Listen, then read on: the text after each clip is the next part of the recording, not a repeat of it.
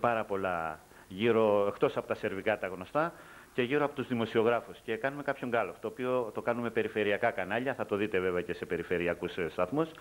Και ήθελα να καθίσουμε να συζητήσουμε μαζί, επειδή προχθές είχαμε για την ατυχία, να κάνουμε εκείνη την εκπομπή, την οποία δεν γράψαμε τον ήχο και δεν μπορούσαμε να την παίξουμε ξανά σε ώρα αιχμής, για να την ακούσει ο κόσμος. Πιστεύω ότι θα τα ξαναπούμε, γιατί εμείς εδώ πάντα ενδιαφερόμαστε για τα κοινά. Θα ήθελα λοιπόν να ξεκινήσουμε, φίλε Μιχάλη, από το θέμα των δημοσιογράφων και μετά να πάμε παρακάτω. Εάν με αυτά που γίνονται έχετε το μυαλό και την κρίση να δείτε αν είναι όλος διόλου αληθινά, αν είναι ψεύτικα, αν είναι μεροληπτικά, αν είναι αμερόληπτα. Και θα ήθελα να μας πεις και εσύ τη γνώμη σου έτσι αναλυτικά, όχι με ναι και όχι αναλυτικά, ότι σε αυτό το μέρος τα λένε καλά, εκεί έχουν τα συμφέροντά τους, να μας τα αναπτύξεις χωρίς να σε διακόπτω, συζητώντας τα.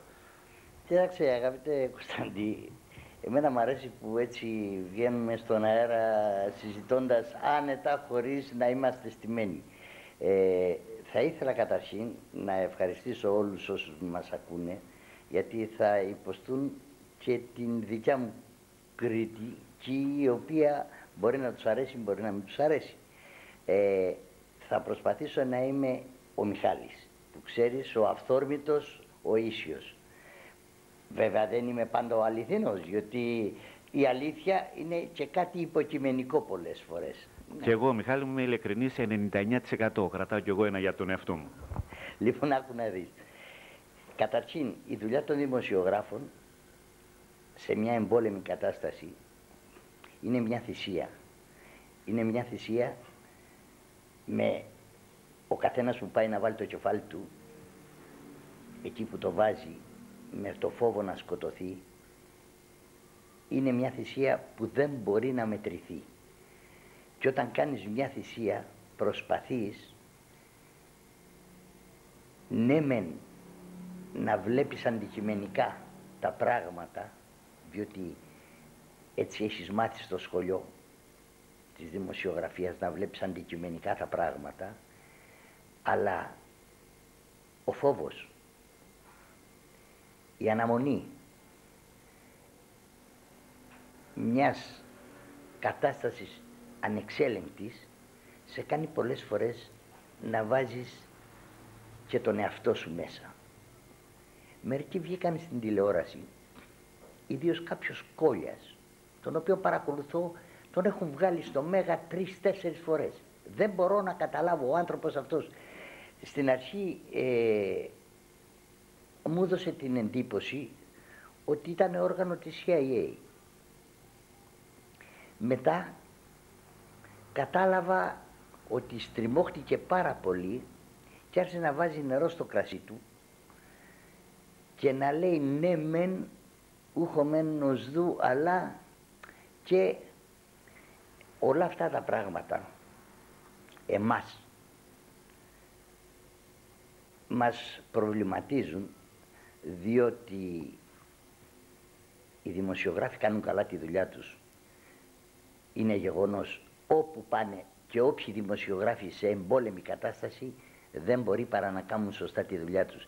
Και οι δημοσιογράφοι οι Αμερικάνοι που πήγαν στο Βιετνάμ και αυτοί έκαναν σωστά τη δουλειά τους, όσο κι αν ήταν ελεγχόμενοι όταν έδιναν τα ντοκουμέντα τους. Και αν ακόμα, συγγνώμη Μιχάλη, και αν ακόμα δεν μπόρεσαν τότε να πούν την ακριβή αλήθεια, μετά από χρόνια βγήκε. Γι' αυτό έχουμε όλους τους σχιζοφρενείς, μελαγχολικούς, όσους γύρισαν από το Βιετνάμ. Σμπαράλια γύρισαν οι άνθρωποι. Λοιπόν, θέλω να παραδεχτούμε όλοι ότι οι δημοσιογράφοι οι δικοί μας κάνουν σωστά τη δουλειά τους. Είναι ένα λειτουργήμα. Σου είπα ότι μπορεί να μπει το υποκειμενικό στοιχείο μέσα, αλλά εφόσον λένε οι δημοσιογράφοι ότι εμείς πάντοτε είμεθα υπέρ του αδυνάτου, μπαίνει άραγε το ψυχολογικό, το συναισθηματικό μέσα στοιχείο και να αλλοιώνει όχι πολύ, να αλλοιώνει λίγο την αντικειμενικότητα. Αλλά η φωτογραφία όμως είναι αδιάψευστη. Η φωτογραφία είναι που παίζει ρόλο. Δεν είναι το πώς θα την παρουσιάσεις με λόγια. Η φωτογραφία τα δείχνει όλα. Με κατάλαβες, γι' αυτό σου λέω. Έτσι είναι, βρε Κώστα. Λοιπόν, έχω την εντύπωση ότι οι δημοσιογράφοι κάνουν σωστά τη δουλειά τους, κάνουν σωστά τη δουλειά τους και αυτοί οι λίγοι που υπάρχουν ας βάλουν τον εαυτό τους στη θέση τους, να δούμε εάν η πλήρης αντικειμενικότητα που λένε ότι έχουν, την ώρα εκείνη ο ψυχισμός τους δεν αλλοιώνεται και δεν μπαίνει συναισθηματικά στο ντοκουμέντο που παίρνουν, στα λόγια βέβαια, διότι τα είπαμε εικόνες είναι εικόνες. Δεν μπορεί να τις διαψεύσει κανείς, οι εικόνες είναι εικόνες. Θέλω να πω ότι έγινε ο πόλεμος. Ένας πόλεμος παράνομος. Δεν εκηρύχθηκε ποτέ. Το ΝΑΤΟ και οι Ηνωμένες Πολιτείες της Αμερικής, ξέρεις πάντα ότι το ΝΑΤΟ όχι τόσο, αλλά εφόσον είναι ελεγχόμενο από τις Ηνωμένες Πολιτείες, ναι βέβαια. Οι Ηνωμένες Πολιτείες δεν κάνουν τίποτε άλλο παρά οποιαδήποτε κίνηση, οποιαδήποτε λογοκίνηση, είναι το οικονομικό όφελος. Εάν υπάρχει οικονομικό όφελος, όχι δικτάτορες αναδεικνύουμε έναν, όχι δικτάτορα αναδεικνύουμε ένα, γιατί το Μιλόσεβιτς αυτοί τον ανέδειξαν. Όχι, γενεραλίσιμοι Κωνσταντίνου είναι οι στρατηγότατοι που διοικούν όλη τη Νότια Αμερική και αυτοί είναι εγκάρτητοι από τους Αμερικανούς. Και μάλιστα τους λένε, κοίταξτε παιδιά, κάμετε 1 δισεκατομμύριο, το φέρατε στις τράπεζές μας, τα εκμεταλλευόμεθα τώρα αυτά, καλά σας είναι. Να βάλουμε και κανένα άλλο, ανιψιό, ξάδελφο, αυτή η δουλειά γίνεται σε όλα τα κράτη της Νοτιού Αμερικής, μέχρι κάποιοι, οπωσδήποτε η Νικαράγουα και κάποιες άλλες, το Σαλβαδόρ, σιγά σιγά θα ξυπνήσουν όλοι οι λαοί και θα πούνε σταμάτα στρατηγικότητα τους, δεν θέλουμε πια, θέλουμε μια δημοκρατία στην οποία μπορούμε να ζήσουμε. Γι' αυτό σου λέω ότι οι Αμερικάνοι τον πόλεμο αυτό τον κάμανε για οικονομικά ωφέλη. Οι βιομηχανίες τους δεν είναι ελαστικές. Δηλαδή, στην Αμερική οι βιομηχανίες έχουν ένα αλφα τομέα. Παράγουν όπλα. Όπλα θα παράγουν. Δεν έχουν την ευελιξία, τα ίδια εργοστάσια, οι ίδιες φάμπρικες έχουν όπλα. Σταμάτησαν τα όπλα, να μπορούμε να τα κάνουμε ψυγεία ή να τα κάνουμε air condition. Κατάλαβες. Μιχάλη, μια διευκρίνηση πάνω σε αυτό. Πιστεύω ότι έδωσε σε αυτό το σημείο να καταλάβει πολλά πράγματα ο κόσμος, αλλά εγώ έχω τις απορίες μου, γιατί θα ήθελα να διευκρινίσω σε αυτό το σημείο ότι εγώ δεν είμαι δημοσιογράφος. Εγώ έχω τις ερωτήσεις, τις απορίες, τις οποίες τις συζητάω και θα τις συζητάω από εδώ και πέρα όσο μπορώ με τον κόσμο. Με τον απλό τον κόσμο. Όχι πάντα με τους διανοούμενους. Με τον απλό τον κόσμο και με τους διανοούμενους. Με γραμματισμένους και με αγράμματους. Γιατί γνώμη έχουν όλοι. Και οι γραμματισμένοι και οι αγράμματοι. Και να μην με παρεξηγήσει κανείς, επειδή πήρα κι εγώ ας πούμε ένα μικρόφωνο και άντε κάνω το δημοσιογράφο, εγώ θα είμαι όσο μπορώ πιο αληθινός με όλους και ο κόσμος εδώ μπορεί να με κρίνει σίγουρα με το ότι αυτά που θα λέω μαζί του θα βγαίνουν στην τηλεόραση. Δεν θα κόβω τίποτα, ενώ άλλοι μπορεί να τα κόβουν. Εγώ θα τα παίζω όπως παίζονται. Και ο ίδιος αυτός, ο οποίος είμαστε γνωστοί ο ένας με τον άλλον, θα με βρει την άλλη μέρα και να μου πει Κωστάκι, πώς με λες εσύ, και μου λένε πάρα πολύ Σταμάτη, με λένε. Κωνσταντίνος είναι ο πατέρας μου. Λοιπόν, θα ήθελα να σε ρωτήσω εδώ. Ναι. Όλα αυτά που οι βόμβες, όλα αυτά που καταστρέφονται, τα όπλα, τα έξοδα, όλα αυτά, ποιος τα πληρώνει? Τα πληρώνουν οι ίδιοι οι Αμερικάνοι? Εδώ είναι το γεγονός. Εδώ είναι σας είπα, εγώ δεν έχω τίποτα με κανένα λαό. Όταν λέμε οι Αμερικάνοι, δεν μιλάμε για τον Αμερικάνικο λαό, ο οποίος είναι, μπορώ να πω, ο ηλιθιωδέστερος λαός του κόσμου. Διότι ό,τι βγει και τους πει ο πρόεδρος, το ακολουθούν κατά γράμμα.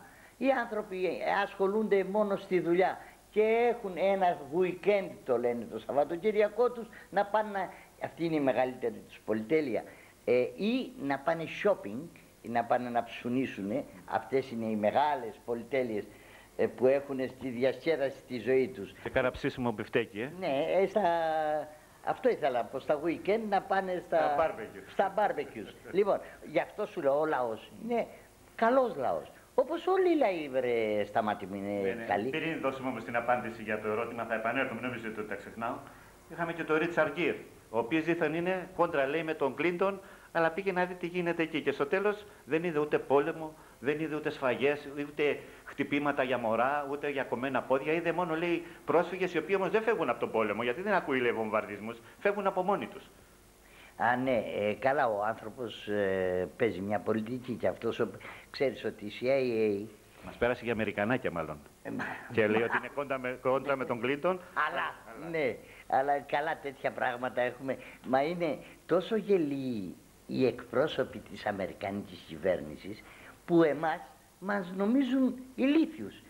Είναι, δηλαδή, σε πιάνουν τα νεύρα, αρέσει, τι να τα λες, εμάς τα λες, εμείς έχουμε νιονιό. Κρίνουν από τον εαυτό τους. Ξέρω εγώ, ρε παιδί, σταμάτη να σου πω, είναι ορισμένα πράγματα που δηλαδή σε εκνευρίζουν χωρίς, γιατί μας νομίζουν ηλίθιους. Βγαίνει ο ένας και λέει, ξέρεις, λέει, εμείς θέλουμε ειρήνη αλλά κάνουμε πόλεμο.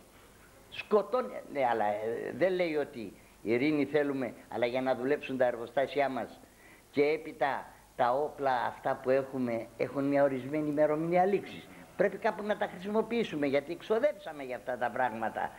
Ναι, και δυστυχώς ποιοι θα τα πληρώσουν, Μιχάλη μου? Οι λαοί. Ο αμερικάνικος λαός, ο ελληνικός λαός, ο αγγλικός λαός, ο γαλλικός λαός. Όλοι οι λαοί θα πληρώσουν τα καμώματα του Κλίντον ή της Μόνικας, διαφορετικά, εγώ το λέω Μόνικα, η κυρία. Πολύ ακριβό το πουρο, Ναι, η κυρία Μόνικα, που ασχολήθηκε ολόκληρη η οικουμένη πάνω από 2,5 δισεκατομμύρια για το πουλί του. Μεγάλη του τιμή, ρε παιδιά, μεγάλη του τιμή.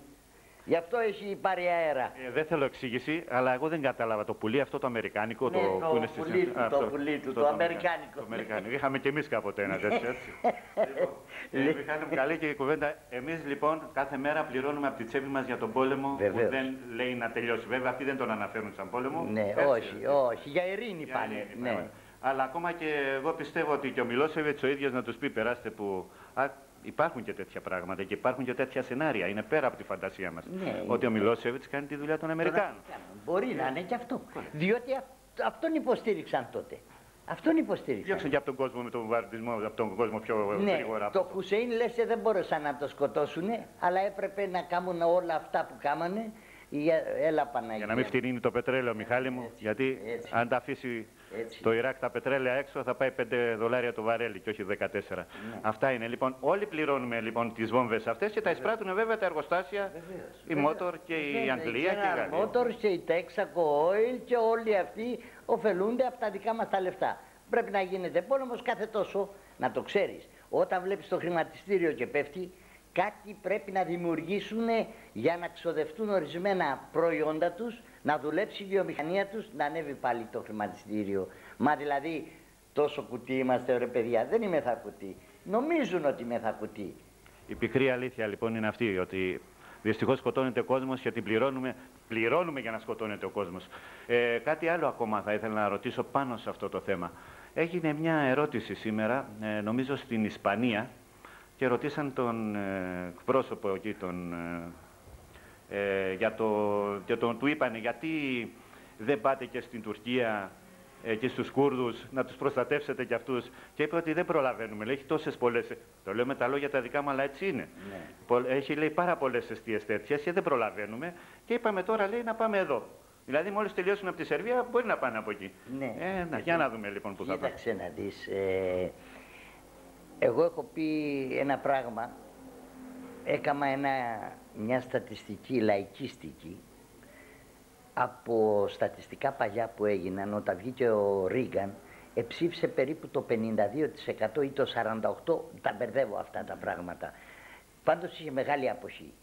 Και βγάλαν το Ρίγκαν, ο οποίος πήρε 57% τότε, ξέρω εγώ. Ναι, το 57% δηλαδή ψήφισαν περίπου το 26,5% του πληθυσμού των ψηφοφόρων της Αμερικής.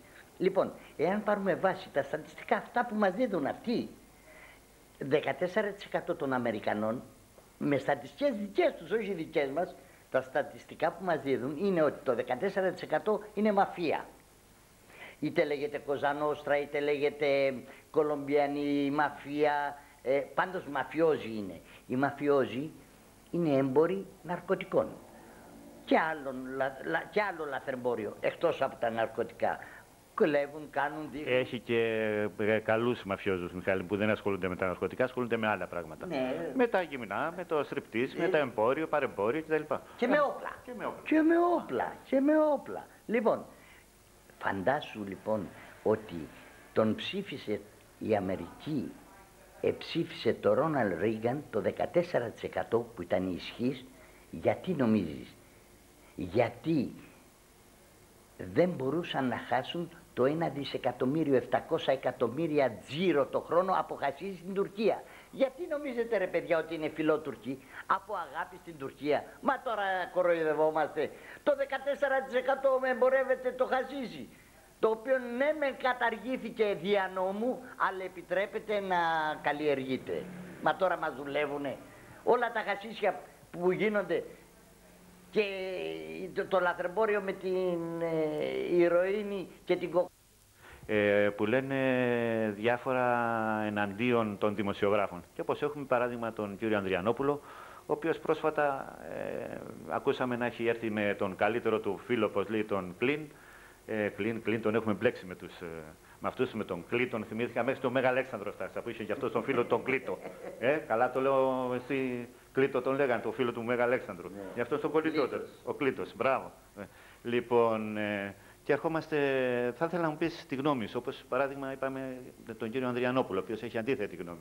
Κοίταξε, ο Χάρι Κλίν ήταν σπαθάτος, εγώ τον παρακολούθησα. Και ο Χάρι Κλίν, τον οποίον εγώ γνωρίζω από το 1965, το γνώρισα στο Καναδά, ήταν τότε ένα παιδί ακόμα μόλις έβγαινε στην πιάτσα, αλλά μετά που είδα την καριέρα του απεδείχθη ένας καταπληκτικός, εξυπνότατος άνθρωπος και ιδεολόγος, ουμανιστής. Και συνετός. Και μου έκανε εντύπωση ότι ευθαρσός, χρησιμοποιώ λίγο την αρχαία ελληνική, βγήκε και είπε ναι κύριε Ανδριανόπουλε, τα παίρνεις και όσοι έχουν απορία θα πάνε στο ίντερνετ τάδε να δούνε πώς τα παίρνεις και ότι κάνεις προπαγάνδα αμερικάνικη. Και αν θέλεις, κάμε μου μήνυση. Απάντηση? 0. Λοιπόν, γεγονός είναι ότι η CIA έχει απλώσει, μα δεν είδες τον Σολάνα αυτόν, ο βλάκας, ο οποίος ήταν ο πρώτος που ήταν αντίθετος να μπει στο ΝΑΤΟ και μόλις του δώσαν μια θέση και μερικά λεφτά έγινε νατοιστής και φιλοαμερικάνος. Λοιπόν, τι θέλεις τώρα? Νομίζω ότι η CIA θα κάνει εξαίρεση αν είσαι ηθικός ή ανήθικος? Τη δουλειά του θέλει να κάνει αυτός και βρίσκει και ηθικούς και ανήθικους, τους οποίους τους κάνει ανήθικους με τα λεφτά και τους χρησιμοποιεί. Να, ένας τέτοιος άνθρωπος για μένα πρέπει να είναι και ο Ανδριανόπουλος και ο κάθε Ανδριανόπουλος, γιατί λένε ότι υπάρχει μια μεροληπτική διάθεση των δημοσιογράφων. Όχι, δεν είναι. Μπαίνει λίγο συναίσθημα, αλλά όπως σου είπα η εικόνα είναι αδιάψευστη. Και δεν είναι μόνο αυτό, Μιχάλη, γιατί όσο και να θέλεις να είσαι αμερόληπτος, όταν κάθεσαι και βλέπεις ότι ένα λεωφορείο με κάποιους ανθρώπους, δεν μετράω το αν ήταν μικρά παιδιά μόνο, και οι μεγάλοι, όλοι θέλουν να ζήσουν. Πάνε στη δουλειά τους και ξαφνικά τρώνε μια βόμβα στο κεφάλι επειδή τα έχουν με το Μιλόσεβιτς. Εμένα μου θυμίζει λίγο πιο οργανωμένη τρομοκρατία. Όταν παλιά έβλεπα τις ταινίες, τις αμερικάνικες ταινίες, οι οποίες μιλούσαν για τρομοκρατία. Και έβλεπα, ξέρω εγώ, τους Παλαιστίνιους που βάζαν τις βόμβες στα αεροπλάνα και βγαίναν οι Αμερικάνοι, ξέρω εγώ πώς του λένε εκεί, του Κογκρέσου, ο πρόεδρος, και έλεγε είναι, πώς το λένε, είναι δειλοί και δεν βγαίνουν να κάνουν τον πόλεμο όπως πρέπει και επειδή τα έχουν με την κυβέρνηση, την πληρώνει ο αθώος κόσμος.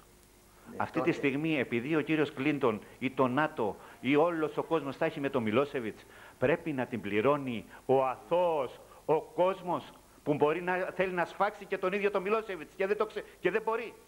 Όχι, εγώ θα σου πω το εξής. Αγαναχτώ. Βλέπετε ότι αυτή τη στιγμή εγώ δεν κάνω τη δημοσιογράφο. Εγώ κάνω ένα ρεπορτάζ και κάνω και μια συζήτηση. Αυτό θέλω να το ζητήσω και συγγνώμη, γιατί εγώ δεν βγαίνω μπροστά στην κάμερα μέσα στο στούντιο. Θέλω να το ζητήσω συγγνώμη και δεν βγήκα με το μικρόφωνο να κάνω τον δημοσιογράφο. Βγαίνω να κάνω ρεπορτάζ και συζήτηση με ανθρώπους και θα την κάνω, όπως είπα, με όλους τον κόσμο που έχω κοντά μου. Να σου πω κάτι.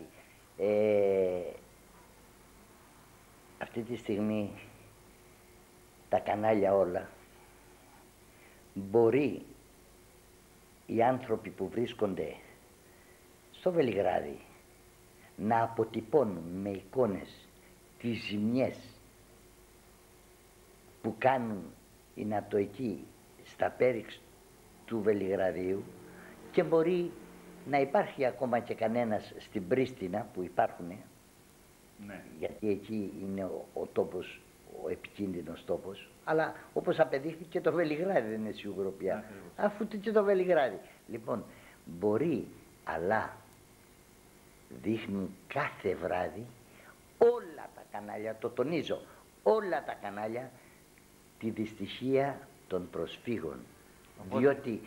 Διότι ο δημοσιογράφος παίρνει πάντοτε, όπως είπαμε, το μέρος των αδυνάτων. Και αδύνατοι είναι και οι πρόσφυγες, δεν είναι μόνο οι Σέρβοι που χτυπιούνται. Ακριβώς. Αυτό ήθελα να τελειώσω προηγουμένως, Μιχάλη μου, ότι οι δημοσιογράφοι, όσο και αμερόληπτοι να θέλουν να είναι, όταν βλέπουν από αυτήν την πλευρά και βλέπουν αυτό τον άμαχο πληθυσμό, θα πάρει τη θέση του. Δεν μπορεί να πάει πλέον με την πραγματική αλήθεια, όπως τη λένε οι άλλοι, η οποία είναι φόνος. Δεν είναι δηλαδή αλήθεια ή λάθη, όπως λένε το λάθος, και να υποστηρίξει ότι ναι, έγινε ένα λάθος. Άντε, περάσαμε το κάθε μέρα λάθη κάνουν. Αυτή τη δουλειά θα γίνει. Κάθε μέρα λάθη κάνουν. Δηλαδή, μπορεί να δικαιολογηθεί κανείς μέσα σε ένα δικαστήριο επειδή σκότωσε κάποιον, επειδή το κάνει, ότι πήγε να κυνηγήσει, ας πούμε, και αντί να σκοτώσει το πουλί, σκότωσε τον άνθρωπο, τον άλλο κυνηγό, δικαιολογείται. Οι Γερμανοί σεβάστηκαν την Ακρόπολη, που ήταν ό,τι ιερότερο είχε η Ελλάδα. Το ξέρεις ότι οι Αμερικάνοι δεν σεβάστηκαν κανένα αρχαιολογικό... Στο Κόσοβο. Στο Κόσοβο τίποτα από αυτή την ιστορία. Το έχουν ισοπεδώσει. Μα δεν έχουν ιστορία, Μιχάλη, με αυτοί και δεν ξέρουν. Δεν έχουν ιστορία. Έχουν ιστορία μόνο 200 χρόνων. Και μάλιστα ξέρεις ποιοι ήταν οι πρώτοι κάτοικοι των Αμερικανών. Όλοι οι κακούργοι οι Εγγλέζοι πήγαν εκεί πέρα και έκαναν την αυτήν. Λοιπόν, ας μην ο κύριος Μπλερ να μην μας κάνει τώρα, γιατί ξέρεις τι μου θυμίζει. Μου θυμίζει τότε που βγήκαν και λέγανε εναντίον της Λέρου για τα ψυχιατρία και τα λοιπά, και τους είπα ναι, πόσο καλοί άνθρωποι είστε, εγώ σας σέβομαι πάρα πολύ γιατί σας βλέπω και κλαίτε πάνω από το μνήμα του γατιού σας ή του σκύλου σας, αλλά δεν σας ενδιέφερε καθόλου η Κίνα τότε που σκοτώνατε κατά εκατοντάδες χιλιάδες με το όπιο για να τους κρατάτε. Αυτή είναι η ιστορία τώρα κρύβουμε την ιστορία, ρε Σταμάτη. Να μην την κρύβουμε, να τη λέμε, να την επαναλαμβάνουμε για να την ξέρει και ο κόσμος. Ακριβώς. Αυτοί ήταν οι Εγγλέζοι. Αυτοί ήταν που μας κόψαν και τα χέρια στη Μικρά Ασία των ανθρώπων που πήγαν να σωθούν πάνω στα καΐκια. Μα τώρα τι... Και οι Γάλλοι. Και οι Γάλλοι. Μας κλείσαν τις αποθήκες και δίναμε τρόφιμα. Πήγαμε στη Μικρά Ασία, έτσι. Καλά λες, Μιχάλη, ότι και το έχω ακούσει από πάρα πολλούς. Γιατί εγώ πάντα στενοχωριέμαι, είμαι και συναισθηματικός τύπος, το ξέρουν άλλωστε οι συμπατριώτες μας εδώ. Και δεν ήθελα ούτε καν να τα σκέφτομαι αυτά τα πράγματα. Από ό,τι βλέπω όμως είναι πρέπει να βγαίνει και να θυμόμαστε την ιστορία και να τη μαθαίνουν και τα παιδιά μας που δυστυχώς νομίζω ότι δεν τη μαθαίνουν πλέον και την μαθαίνουν όπως τη δίνουν δυστυχώς οι δημοσιογράφοι. Εγώ δεν είμαι δημοσιογράφος. Έτσι είναι. Έτσι είναι. Λοιπόν, Μιχάλη μου, θα ήθελα να μας πεις κάτι έτσι, για να κλείσουμε τη σημερινή μας κουβέντα. Εμείς θα επανέλθουμε, όπως είπαμε πάρα πολλές φορές, έχουμε πολλά πράγματα να πούμε ακόμα. Αλλά θα ήθελα να μου πεις πώς νιώθεις την Ελλάδα σε όλη αυτή την... Δεν λέω την κυβέρνηση, έχουμε και τις αδυναμίες μας, δεν μιλάω για την κυβέρνηση. Την Ελλάδα τον κόσμο. Για την κυβέρνηση θα σου πω, εγώ δεν έχω... Όχι, εγώ δεν το λέω από το θέμα το να μην πω για την κυβέρνηση. Όχι, αλλά το ξέρουμε πολύ γνωστά τι κάνουμε. Είναι στο ΝΑΤΟ, είμαστε στο ΝΑΤΟ. Ή φεύγουμε ή κάνουμε αυτό που θέλει το ΝΑΤΟ. Έτσι. Ξεκαθαρισμένα. Έτσι είναι. Εντάξει. Αυτό το λέω και αυτή είναι η αλήθεια. Τώρα από εκεί και πέρα δεν θέλουμε πόλεμο, θέλουμε πολιτικά. Ή φεύγει από το ΝΑΤΟ ή κάνει ό,τι θέλει το ΝΑΤΟ και τελειώνει η υπόθεση. Αν δεν είχαμε μπει, ήταν διαφορετικά. Μπορεί να είμαστε και χειρότερα, δεν ξέρω, Μιχάλη. Δεν το ξέρω. Εγώ νομίζω ότι θα ήμασταν καλύτερα. Συγγνώμη, αυτό δεν θέλω. Για τον κόσμο, πώς είδε τον Έλληνα. Τον Έλληνα, ο οποίος φαίνεται αδιάφορος για τον διπλανό του, για τον γείτονά του πολλές φορές. Πώς τον είδες? Τώρα είναι συσπηρωμένος όλη η Ρωμή είναι συσπηρωμένη σε μια ιδέα όχι φιλοσλαβική που λένε για την Ορθοδοξία και όχι. Για τον παράνομο πόλεμο, για τη σφαγή που γίνεται. Γιατί εμείς, οι μεγάλοι, της ηλικίας μου, εμείς ζήσαμε αυτά τα πράγματα. Ξέρουμε τι θα πει σκοτωμός. Με καταλάβετε, ρε Σταμάτη. Ναι. Εγώ δίπλα μου, εδώ τώρα που μιλάμε, δίπλα μου, στο οικόπεδο αυτό, θυμάμαι τους νεκρούς αλεξιπτωτιστάς που είχαν 3 μέρες να τους θάψουν και τους είχαν μαζέψει εδώ δίπλα και είχαν πάθει τυμπανισμό τα στομάχια τους και η κοιλιά τους και θυμάμαι, τι θυμάμαι νομίζεις, ένα Γερμανό με μία τρία να ξεσεριστάρει όπως λέμε και τρυπούσε τις κοιλιές και έβγαινε εκείνη η πτωμαΐνη βρώμα που είχε γεμίσει όλα τα άλλα. Αυτά θέλουμε να ζήσουν τα παιδιά μας? Όχι, δεν θέλουμε τέτοια πράγματα. Αυτός λοιπόν είναι ο Έλληνας που όπως και εγώ πιστεύω ότι κι αν ακόμα δεν ήταν οι Σέρβοι αλλά ήταν ένας άλλος λαός και είχαμε την πληροφόρηση, έτσι, εμείς θα ήμασταν πάλι με τον αδικημένο. Με τον αδικημένο, όχι με τον αδύνατο. Γιατί έχει και πολλούς αδύνατους οι οποίοι δεν είναι δίκαιοι. Ναι. Έτσι, με τον αδικημένο. Είμαστε οι Έλληνες. Κάτι άλλο αν ήθελες να προσθέσεις? Τίποτα. Εύχομαι να τελειώσει αυτό το παράνομο που γίνεται τώρα στη Ιουγκοσλαβία, η οποία την έχουν κατασπαράξει όλοι. Κατασπαράξει, αυτή είναι η σωστή έκφραση, και να δούμε πώς θα πληρώσουμε την ανόρθωσή της, γιατί θα την πληρώσουμε όλοι, όχι μόνο οι Αμερικάνοι. Οι Αμερικάνοι εντάξει θα δουλέψουν τα εργοστάσια τους, αλλά εμείς δεν έχουμε περίσσευμα. Δεν έχουμε περίσσευμα. Εμείς αγωνιζόμεθα τώρα για την ΟΝΕ και για την ΟΝΕ πρέπει να έχουμε πληθωρισμό χαμηλό. Πώς θα κρατήσουμε ένα χαμηλό πληθωρισμό όταν θα χρειαστεί να βοηθήσουμε όλους αυτούς? Γιατί θα χρειαστεί να τους βοηθήσουμε, είτε το θέλουμε είτε δεν το θέλουμε. Που θα το θέλουμε γιατί είναι άνθρωποι και πρέπει να βοηθηθούν. Αλλά, για κοίταξε, όλα αυτά είναι η ευχή μας να τελειώσουν όσο πιο γρήγορα με λιγότερο κόστος. Γιατί όσο βαστάει μεγαλώνει και το κόστος. Αυτές είναι οι ευχές όχι μόνο οι δικές μου, του απλού λαού, γιατί λαός εγώ είμαι. Όλοι δηλαδή εμείς που σκεφτόμαστε απλοϊκά λέμε τελείωσε. Βρε Κλίντον, βάλε λίγο μυαλό. Κατάλαβες? Αυτές είναι οι ευχές μας. Και εύχομαι όλους αυτούς που θα ρωτήσεις να έχουν περίπου τις ίδιες αντιδράσεις που έχω κι εγώ. Μιχάλη μου, σε ευχαριστώ πάρα πολύ και σε ευχαριστώ ιδιαίτερα διότι μου έδωσες το δικαίωμα να... Όχι, νόμιζα ότι ήσουν φίλος μου, αλλά ότι είσαι φίλος μου. Με το να μου λες να σε λέω Μιχάλη. Δεν κάτε ρε Σταμάτη.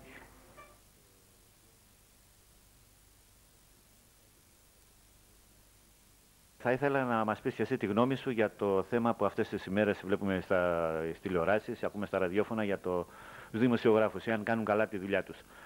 Θα ήθελα να μας κάνεις και εσύ τη δική σου παρατήρηση πάνω σε αυτό το θέμα. Καλησπέρα σας.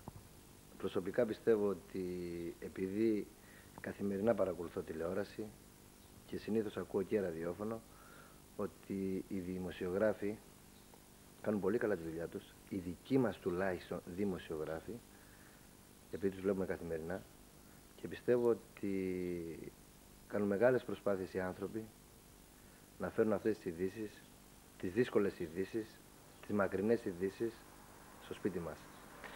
Και πολλές φορές ακόμη και κατά πολύ μεγάλο ποσοστό κινδυνεύει και η ζωή τους ακόμα αυτών των ανθρώπων.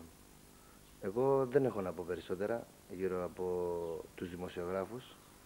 Είσαι ευχαριστημένος δηλαδή? Πάντα να είναι καλά οι άνθρωποι, να μας γεμίσουν τις τηλεοράσεις με ειδήσεις και ό,τι καλύτερο έχουμε για αυτούς. Αυτά με δύο λόγια, με δύο λόγια λέω την πραγματικότητα που νιώθω και που είναι όντως η πραγματικότητα αυτή. Αντώνη, όμως, εκτός από αυτό θα ήθελα να μας πεις κι εσύ, μια και βρεθήκαμε εδώ στο χώρο σου, να μας πεις τι γνώμη έχεις για αυτόν τον πόλεμο, τον ακήρυκτο πόλεμο που συμβαίνει στη γειτονική μας χώρα, τη Σερβία. Ποια είναι η γνώμη σου για το αν είναι, θα ήθελαμε να μας πεις αν είναι δίκαιος ή όχι αυτός ο πόλεμος? Φυσικά δεν είναι δίκαιος αυτός ο πόλεμος, γιατί έγινε καθαρά και μόνο για οικονομικούς σκοπούς και στόχους της Αμερικής. Φυσικά η Ευρώπη αυτή τη στιγμή δεν πήρε θέση. Από τη στιγμή που δεν πήρε θέση, πάβει για μένα προσωπικά να είναι η δύναμη που θα μπορεί κάλλιστα να καλύψει και εμένα. Φυσικά η δύναμη ως προς τα εθνικά ζητήματα συζητάμε, που θα μπορεί να καλύψει και εμάς τους πολίτες της παραμεθορίου περιοχής. Όσο και πάλι αναφέρομαι στον πόλεμο, είναι κρίμα που σκοτώνονται μικρά παιδιά και αθώες ψυχές, αλλά σήμερα υπερισχύει ο νόμος του δυνατού και ο νόμος του δυνατού είναι το οικονομικό ζήτημα. Πέρα αυτού θα δούμε πολλά και διάφορα στην πορεία της ζωής μας ακόμη.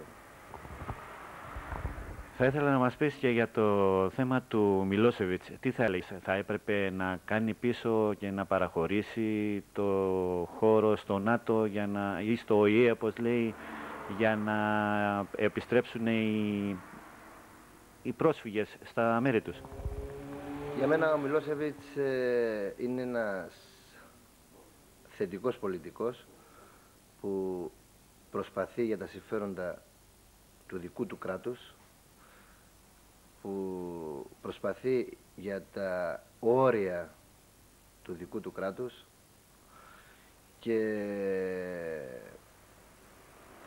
πέρα αυτού έχει να κάνει με μια μεγάλη δύναμη που λέγεται Αμερική, με μια Ευρώπη των λογιστών,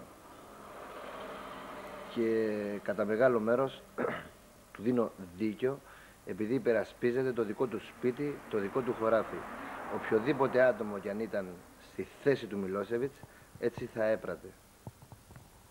Αντώνη, θα ήθελες, μια και βρισκόμαστε εδώ στο χώρο σου, να μας πεις εάν βλέπεις ότι ο κόσμος, αν έχεις δει ότι ο κόσμος έχει επηρεαστεί πάρα πολύ από τον πόλεμο και κάνει κάποιες κινήσεις οι οποίες δεν γίνονται όταν δεν υπάρχει αυτός ο κίνδυνος.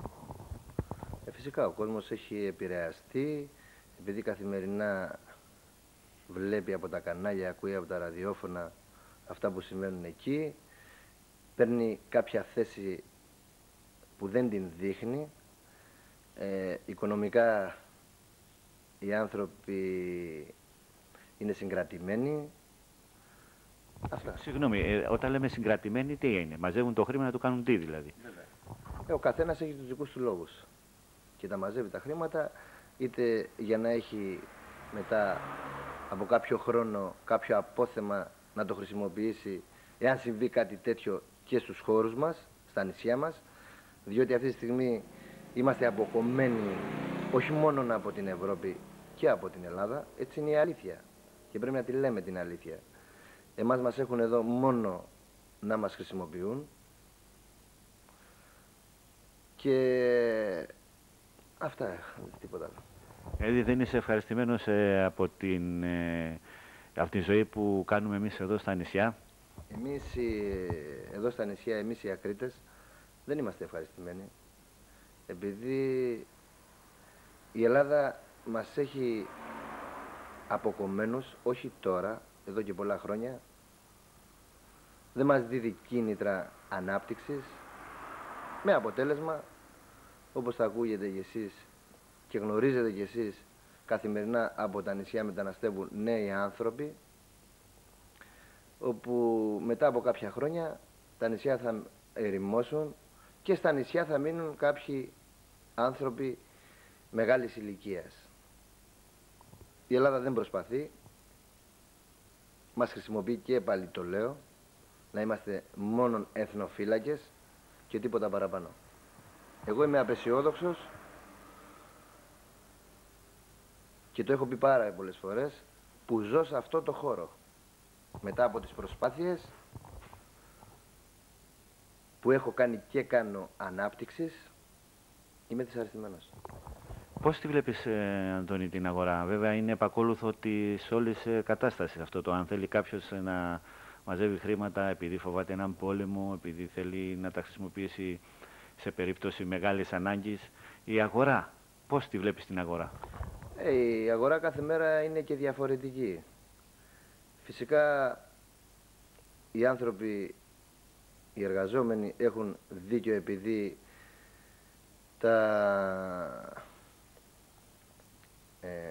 τα εισοδήματά τους έχουν μείνει στάσιμα εδώ και πολλά χρόνια. Η ζωή καθημερινά καλπάζει, ανεβαίνει, ακριβένει, με αποτέλεσμα να αρρωσταίνει καθημερινά το εμπόριο.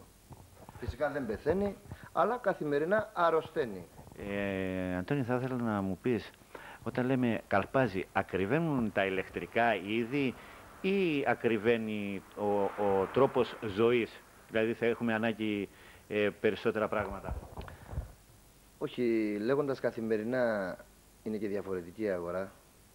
Εννοώ ότι όχι ανεβαίνουν τα ηλεκτρικά είδη. Τα ηλεκτρικά είδη παραμένουν σταθερά. Τα εισοδήματα παραμένουν εκεί που είναι, με αποτέλεσμα να μην μπορούν να ανταποκριθούν οι άνθρωποι, και όχι μόνο στα ηλεκτρικά είδη, και σε τρόφιμα πρώτης ανάγκης. Εγώ αναφέρθηκα στα δικά σας είδη γιατί για αυτά θα μιλήσετε περισσότερο. Για τους άλλους θα ρωτήσουμε κάποιους άλλους για να δούμε. Οι ανάγκες μεγαλώνουν καθημερινά, είναι καταναλωτική η κοινωνία μας και τα αποτελέσματα είναι απόφευκτα. Οι δόσεις προσφέρουν βοήθεια? Σου βλέπω να γελάς, να χαμογελάς. Οι δόσεις προσφέρουν βοήθεια και σε εσάς και στους πελάτες ή μόνο σε εσάς? Κοίταξε, αυτή η αλληλοβοήθεια πρέπει να υπάρχει, βέβαια, πρέπει να υπάρχει, αλλά και να είναι και σεβάσμια από τον πελάτη. Και από τον καταστηματάρχη. Και από τον έμπορα. Και από τον έμπορα. Διότι είναι δύσκολα τα χρόνια και οι εποχές που διανύουμε. Γίνονται αντιληπτά αυτά που λέω από πολλούς ανθρώπους. Θα ήθελα να μας πεις ακόμα πάνω σε αυτό το θέμα, τι προβλέπεις για μετά από μερικά χρόνια που, όπως μας λέει και η κυβέρνησή μας, τι προβλέπεις? Θα έχουμε κάποια καλυτέρευση στη ζωή μας ή θα πηγαίνουμε όπως πηγαίνουμε? Εδώ και κάποια χρόνια καθημερινά ακούμε αυτές τις λέξεις, αυτή τη λέξη, και περιμένουμε. Αλλά μέχρι να έρθει η ύφεση, μέχρι να έρθει η άνοιξη, πιστεύω θα περάσουν πολλά χρόνια ακόμα. Και θα ακούμε τέτοια πράγματα, λες, έτσι. Τι θα θέλατε να πείτε στους φίλους μας που μας ακούνε αυτή τη στιγμή, όχι μόνο στους φίλους μας, σε όλους τους πατριώτες μας και στα γύρω νησιά? Τι θα θέλατε να τους συμβουλεύσετε πάνω από τη δική σας τη δουλειά? Δηλαδή, θα πρέπει να ψωνίζουν ακριβά πράγματα, φτηνά, και να τα αλλάζουν κάθε τόσο πάνω στο θέμα της δικής σου δουλειάς?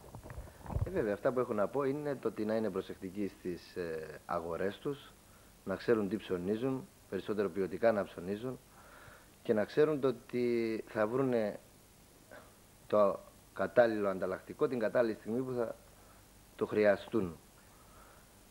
Από εκεί πέρα πιστεύω ότι οι καταναλωτές έχουν αρχίσει να εξυγχρονίζονται. Αυτά. Σε ευχαριστούμε πάρα πολύ. Θα ήθελες να δώσεις έναν τελευταίο χαιρετισμό ή μια ευχή? Γύρω από τι θέμα? Για το εμπόριο. Να είμαστε όλοι σε αναμονή, να περιμένουμε, ίσως έρθουν καλές ημέρες, εργατικοί, και ποτέ να μην το βάζουμε κάτω. Σε ευχαριστούμε πάρα πολύ, κύριε Αντώνη.